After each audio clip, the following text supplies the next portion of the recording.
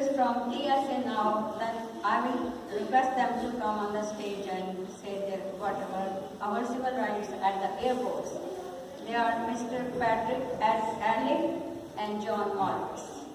I welcome you. Hello, good afternoon. My name is Patrick Early. I work with the Transportation Security Administration, TSA. It's an agency in the Department of Homeland Security. John and I both work at the Lexington Bluegrass Airport, really close here nearby.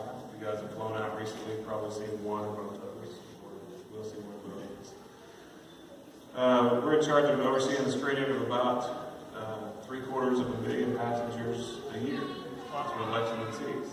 So it breaks down to about 2,000 a day. So if you're a frequent traveler, chances are that you'll run into one of our agents multiple times. We operate under the purview of the Fourth Amendment search and seizure in the little section called the administrative search. So our searches are very directed in that we find looking for threats against aviation specifically. Those include weapons, incendiaries, and explosives. And that's all we look for. My colleague John here is going to talk a little bit more specifically about some of those screening procedures you're likely to see when you come to the airport. Thank you. Thank you. Hi, I'm John Momus, and I am a supervisor for the Transportation Security Administration. And I just want to talk about a couple of challenges that you may run into when you get to the airport. In particular, with the male passengers, I know that you guys have run into difficulty with your non-form-fitting headwear. I know that you have certain terms that you use. For us, it's non-form-fitting headwear and turbans, cowboy hats, any number of different types of headwear that we run into, and those types of things will always be screened the same. So I know that you've all, if you've traveled, you probably have run into that, and just know that we are looking for, like Patrick said, the explosives and the metallic devices like firearms or knives that might be hidden in something.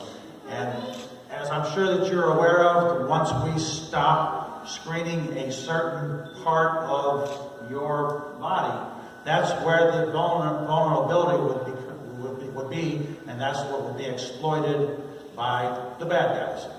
So that's why we have to treat all passengers, regardless of your age, your gender, your sexual orientation, your national origin, your religion. Everybody is screened at a certain level according to our standard operating procedures. And we certainly want to respect your right to a reasonable expectation to privacy, but we will clear all alarms. And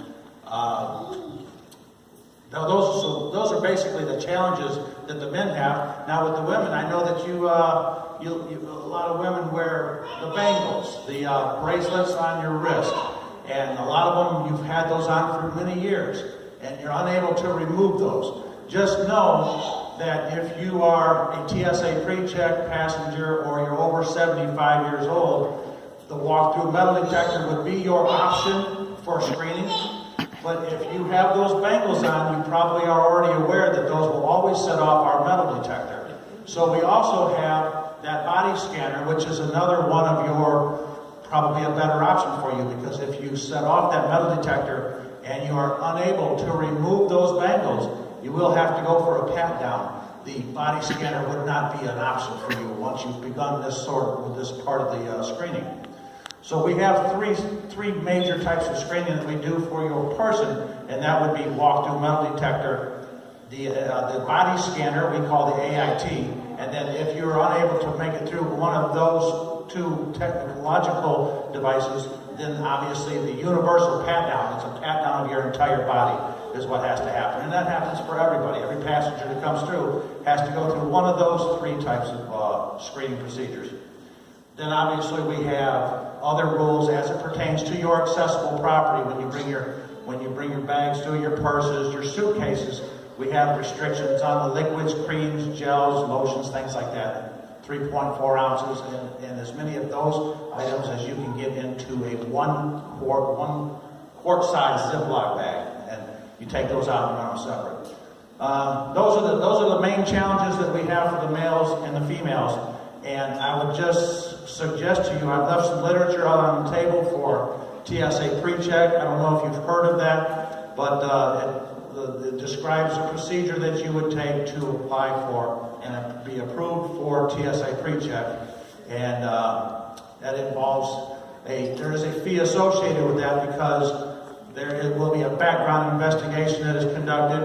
And once you are approved for TSA pre-check, you would then be assigned a pre-check number. And when you make your reservations through the internet, you would enter that pre-check number. And then when you come to the checkpoint, you would be able to leave your shoes on so long as they don't set off the metal detector. You'd be able to go through the metal detector rather than the body scanner.